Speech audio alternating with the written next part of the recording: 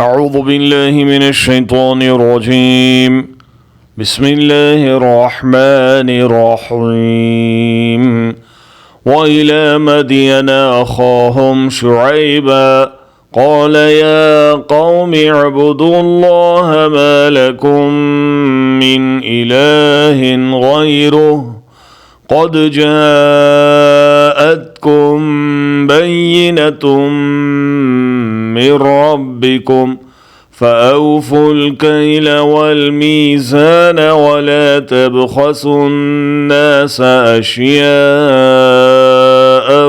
ولا تفسدوا في الأرض بعد إصلاحها ذلكم خير لكم إن كنتم مؤمنين.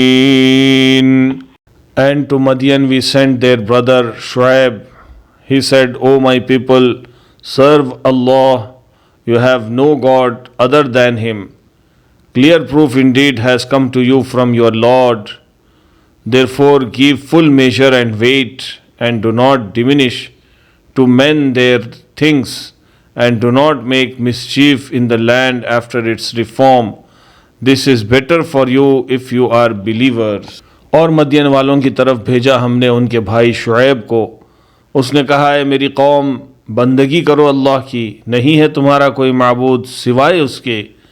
यकीनन आ चुकी है तुम्हारे पास खुली रहनुमाई तुम्हारे रब की तरफ से, लिहाजा पूरा करो नाप और तोल, और ना घाटा दो लोगों को उनकी चीज़ों में, और मत फसाद मचाओ तुम ज़मीन में बाद उसकी इस्लाह के। ये बात बेहतर है तुम्हारे हक़ में अगर तुम मोमिन हो।